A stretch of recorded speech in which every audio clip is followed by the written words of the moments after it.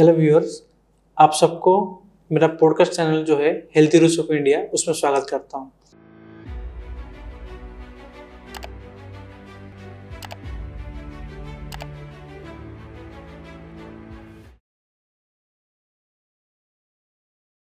आज जो मैं बात करने वाला हूँ बहुत इम्पोर्टेंट टॉपिक है, जो कि बहुत लोग इसमें सफ़र हो रहे हैं। वो है डायबिटिक फूड और उसका कॉम्प्लिकेशन क्या क्या है। वो चीज़ डिस्कशन करने के लिए जो डायबिटिक फूड के ऊपर जो स्पेशल पर्सन है उनको हम लोग बुलाए हैं हमारे पॉडकास्ट को। उनका नाम है डॉक्टर ए किशोर कुमार, जो वास्कुलर सर्जन है। तो मैं उनको स्वागत करता हूँ। सर नमस्ते, hello and hi. Myself, Dr. A. Kishore Kumar. I am consultant vascular and endovascular surgeon, and I've been practicing in Visakhapatnam for past 4 years. Thank you for welcoming to your podcast and for discussing on this topic, very important topic. Sir, पहला चीज़ है कि ये जो vascular diabetic food तो very common है हमारे India में। तो डायबिटिक फूड जिसको मतलब वास्कुलर की वजह से कैसे वो एग्रीवेट होता है, मतलब ज़्यादा होता है। एक चीज़ तो मैं बता दूँ सबसे पहले, स्टार्ट करने से पहले, India is a diabetic capital of world. जो हमारा जो आजकल का फूड हैबिट्स हो गया है और जो लोग फिजिकल एक्टिविटी कम हो गया है, जिसकी वजह से डायबिटीज़ हर तीसरे बंदे को आ रहा है diabetes.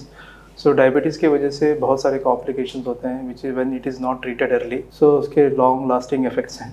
So this is one of the main problem, it affects vessels. So यहाँ पे हम लोग बात कर रहे हैं, बहुत सारे कॉमन पीपल देखेंगे, तो आई विल बी, मैं ज़्यादा कॉमन लैंग्वेज में आपको कैसे समझ में आए वही बताऊंगा, ज़्यादा मेडिकल टर्मिनोलॉजी में बात नहीं करूँगा। जो डायबिटीज़ क्या होता है कि उसमें जब आपके जो खून में जब चीनी का जो लेवल होता है, शुगर लेवल, वो जब बढ़ जाता है तो उसके वजह से आपका जो खून की नलियाँ हैं, खून की नली जो है वो धीरे धीरे करके चोक होना शुरू हो जाता है। तो जब चोक होना शुरू होता है तो उसके वजह से आपका जो ब्लड सप्लाई है वो कम हो जाता है। वो किसी में भी हो सकता है। जब डायबिटीज़ जो है वो पूरे बॉडी में सारे सिस्टम्स को अफेक्ट करेगा वो। जैसे वो ब्रेन को अफेक्ट करेगा, ब्रेन की जो नलियाँ हैं उसको, आपके हार्ट का वाले इसको, आपके पैर के, आपके इंटेस्टाइन्स के, आपके किडनी के, आपके पैर के सारी नलियाँ जो हैं वो आपको अफेक्ट करेगा। तो वो जब अफेक्ट करेगा तो वो कैसे, मतलब वो जब आपका शुगर आएगा तो उसकी वजह से आपका लिपिड्स डिरेंज होगा। जब आपका लिपिड डिरेंज होगा तो उसकी वजह से आपका जो नलियाँ हैं धीरे धीरे चोक होना शुरू हो जाएगी, तो ब्लड सप्लाई कम हो जाएगा। ब्लड सप्लाई कम होने की वजह से आपको सारे सिम्टम्स आना शुरू हो जाएंगे। वो कौन से ऑर्गन को सप्लाई कर रहा है उसके हिसाब से आपका जो है वो लक्षण दिखाने शुरू कर देंगे। तो अभी आपने जैसे पूछा कि डायबिटिक फूड और डायबिटिक फूड के बारे में आज हम लोग बात कर रहे थे, तो ऑब्वियसली हम लोग बात करेंगे पैर के बारे में। तो ऑफकोर्स पैर में आपको दिक्कत आना शुरू हो जाएगा। राइट, तो दैट्स व्हाट। सर, और एक चीज़ है कि जैसे कि डायबिटिक फूड बेसल जैसे बोल रहे हैं ना, वो डिपोजिट होता है एक लेयर नली के अंदर, जैसे आर्टरीज के अंदर डिपोजिट होता है। तो इसको थोड़ा बताएंगे कि आर्टरी डिपोजिट होता है आर्टरी के अंदर, तो वो कैसे अफेक्ट होता है? लाइक जैसे ब्लड सर्कुलेशन कम हो जाता है बोल रहे हैं ना, वो दैट इज अथेरोस्क्लेरोटिक प्लाक्स। अथेरोस्क्लेरोटिक प्लाक्स आपको अगर कॉमन इसमें बताएं तो वो ज़्यादा आपका जो जैसे फैट जो होता है, वो फैट जो है नली के अंदर जो है वो जमा होना शुरू हो जाता है। और जस्ट सिंपल सा आपको मैं एक सिंपल वेरी कॉमन लैंग्वेज में आपको समझाऊं तो, अगर आपको ऊपर टंकी है, आपके घर में टंकी है, टंकी से पानी नीचे आपके बकेट में भरना है, तो आपको अगर नली सही है, पाइप सही है, तो फटाफट भरेगा। अगर उसमें कचरा है तो वो प्रेशर कम हो जाएगा, तो आपका वो फिर बकेट भरने में टाइम लगता है। The same principle applies here. अगर आपका नली चोक हो रहा है, इसका मतलब आपका जो खून की नली है वो उतना कैपेसिटी में रहेगा नहीं कि आपको जब ज़रूरत पड़ेगा तो उसको उस हिसाब से खून देने में, तो उस हिसाब से आपको सिम्टम्स आने शुरू हो जाएंगे। तो जो क्या कि सर बेसिकली इस प्रॉब्लम स्टार्ट होने से पहले लोअर लिम्ब में क्या क्या सिम्टम्स होता है? जैसे कि एक बंदे को समझ में आ जाएगा कि मेरे को ये प्रॉब्लम स्टार्ट हो रहा है, तो might be I have to go and visit to the doctor. Yes, अभी अगर हम लोग डायबिटिक फूड के बारे में अगर बात करें तो डायबिटिक फूड में ये होता है कि ये अनकंट्रोल्ड शुगर्स की वजह से, शुगर जो है वो अपने जो पेरिफेरल नर्व्स होते हैं, जो छोटे छोटे नसें होती हैं, उस नसों को वो अफेक्ट करेगा, उसको न्यूरोपैथी कहते हैं। सो जब डायबिटिक, इसको कहते हैं डायबिटीज़ की वजह से जब आता है उसे डायबिटिक न्यूरोपैथी कहते हैं। सो जब डायबिटिक न्यूरोपैथी अगर आपको एडी में आना शुरू हो जाएगा तो आपको सबसे पहला सिम्टम्स ये आएगा कि आपको होगा टिंगलिंग सेंसेशन होगा, बर्निंग सेंसेशन होगा।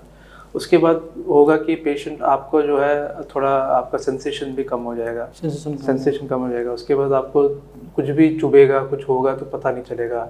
आपकी चप्पल जो है वो स्लिप हो जाएंगे, आपको पता भी नहीं चलेगा कि चप्पल स्लिप हो चुका है ना। उसके बाद आपके जो है स्किन जो है वो ड्राइनेस आ जाएगा, ज़्यादा ड्राई रहना शुरू हो जाएगा। एक शाइनिंग भी होता है, उसको शाइनी स्किन कहते हैं, लेकिन वो ज़्यादातर क्या होता है कि वो डायबिटिक फुट में भी होता है, लेकिन वो पेरिफेरल आर्टेरियल डिजीज में भी होता है।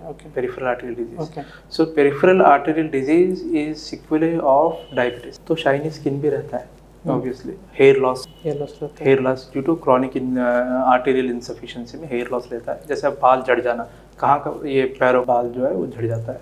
स्किन ब्रिटल नेल्स, जो नाखून होते हैं, वो नाखून जो है वो बहुत इजीली टूट जाता है, वो बीच बीच में टूट उसका क्रैक्स आ जाता है ना। और उसके टोस के बीच में, आपके दोनों उंगलियों के बीच में, जो एड़ी की जो उंगलियां होते हैं उसके बीच में जो है क्रैक्स आना शुरू हो जाते हैं, घाव होता है।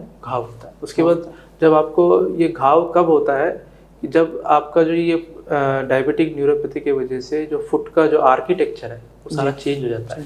तो प्रेशर जो मैकेनिक्स है अपना फुट का, वो सब चेंज हो जाता है। उस चेंज होने की वजह से अपने पैर में घाव बनना शुरू हो जाता है ड्यू टू इम्प्रॉपर प्रेशर्स, और वो घाव जो है फिर कभी भरता नहीं है।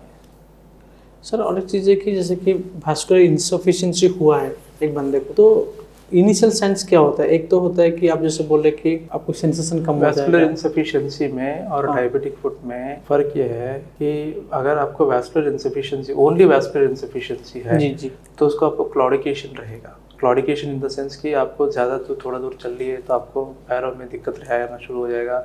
मांसपेशी, आपके जो पैरों का जो मसल्स है वो उसमें पैरों में दर्द होगा। आप क्रैम्प्स आ जाएंगे। वो आप पहले 5 किलोमीटर चलते थे, वो धीरे धीरे 3 हो गया, फिर 2 हो गया, फिर 500 मीटर हो गया, अभी तो आप 100 मीटर भी नहीं चलते। लेकिन अगर आप उसमें अपने डायबिटीज़ है तो फिर डायबिटीज़ में आपको फिर क्या होगा कि ये सब टिंगलिंग सेंसेशन सब आ जाएंगे, क्योंकि उसमें आपको डायबिटिक न्यूरोपैथी भी आ जाता है। मतलब ये जो वास्कुलर इश्यूज है और जो डायबिटिक है, ये दोनों डिफरेंट है, या फिर वास्कुलर अगर कोई बंदा है उसको वास्कुलर इंसफिशिएंसी, दोनों इंटर रिलेटेड ही है। क्योंकि diabetes will cause peripheral vascular disease, diabetes cause diabetic. और डायबिटिक फुट में अगर पेशेंट को पेरिफेरल वास्कुलर इंसफिशिएंसी है तो जो घाव बन जाएगा वो ठीक नहीं होगा। वो घाव अगर ठीक होना है तो कुछ तरह के मेडिसिन होते हैं, कुछ तरह का प्रोसीजर्स होता है, करने तक वो कभी भी ठीक होगा नहीं। और एक चीज़ जो सबसे जो मेन चीज़ मैं देखा हूँ, कुछ डायबिटिक फूड पेशेंट आते हैं, क्या होता है कि वो उनको एक बेसिक चीज़ पता नहीं होता है कि डायबिटिक फूड सिम्टम्स से भी जैसे बोल रहे हैं कि ये सिम्टम्स आएगा, वास्कुलर इश्यू की वजह से ये सिम्टम्स आता है। इनिशियली किस डॉक्टर के साथ जाए, जैसे गाँव में रहते हैं, शहर में नहीं रहते हैं, गाँव में रहते हैं? सो थिंग इज़ कि हमारा इंडिया में अभी एक क्या है कि ज़्यादातर पॉपुलेशन गाँव में रहते हैं जी, और गाँव में अवेयरनेस कम है। अभी अर्बन सिटीज़ में अभी तो अवेयरनेस बढ़ना शुरू हुआ है, गांव में अभी भी अवेयरनेस नहीं है, एंड डॉक्टर्स रीच भी कम है। लेकिन मैं क्या कहना चाहता हूं कि अगर आपको ऐसा कोई भी सिम्टम है तो बेटर है कि आप वैस्कुलर सर्जन के पास ही जाएं, अगर आपके पास कोई नियरेस्ट वैस्कुलर सर्जन अवेलेबल है। अगर वैस्कुलर सर्जन अवेलेबल नहीं है तो नियरेस्ट कोई भी जनरल फिजिशियन के पास जाए, नहीं तो सर्जन के पास जाए और देखिए क्या फिजिशियन हो सकता है, जनरल सर्जन भी देख सकते हैं, जनरल सर्जन भी देख सकता है, लेकिन प्रेफरेबली वैस्कुलर सर्जन के पास जाना ही बेटर है। सर ये जो रेगुलर वास्कुलर स्क्रीनिंग करना चाहिए एक पेशेंट को, वो क्यों करना चाहिए और क्या क्या चीज़ उसमें करता है? वैस्कुलर स्क्रीनिंग जो है उसको करना बेहतर है, क्योंकि जब अगर पेशेंट, पहले तो बात ये है कि पेशेंट को विलिंगनेस इसमें होना चाहिए कि फ्रीक्वेंटली टू विजिट डॉक्टर्स और नियरेस्ट वैस्कुलर सर्जन, क्योंकि डायबिटिक पेशेंट्स में ये डायबिटिक फुट जो है वेरी कॉमन है, and if they miss the early signs and they develop complications, then it is very difficult to treat. एक बार diabetic foot में जो पेशेंट को अगर एब्सेस हो गया, अल्सर हो गया, तो वो जल्दी भरता नहीं है, देन क्वालिटी ऑफ लाइफ का, पेशेंट का जो क्वालिटी ऑफ लाइफ है बहुत कम हो जाता है, and they come sometimes the doctor patients even land up in amputations. So उतना तक नहीं जाने के लिए screening is always important. So patient, मैं तो एडवाइस करूँगा कि पेशेंट जाए हर 6 महीने में और अपने नियरेस्ट वैस्कुलर सर्जन के पास जाके दिखाए कि उनको डायबिटिक फुट है तो कितना सीवियर है। उसको करने के लिए there are lot of instruments are there जो रिसेंटली आ चुके हैं, जो ABI बोलते हैं, उसके बाद फुट मैपिंग बोलते हैं, जिसमें हम लोग डायबिटिक फुट का जो है मैपिंग करते हैं कि Pressure आपको mapping? प्रेशर Pressure मैपिंग करते हैं। उस हिसाब से आपको अगर ज़्यादा प्रॉब्लम है तो आपको फुटवेयर चेंज करने के लिए बोला जाता है और फुटवेयर आप चेंज कर सकते हैं। पल्स वॉल्यूम रिकॉर्डिंग के लिए भी मशीन्स आ गए हैं, जिससे आपको पता रेगुलरली आपको पता चलेगा कि आपके पैर का सिचुएशन क्या है और वो किस तरफ जा रहा है। तो इस जी। हिसाब से हम लोग Plan कर मैनेज कर सकते manage हैं, कर प्लान कर सकते हैं before it is too late. Yes.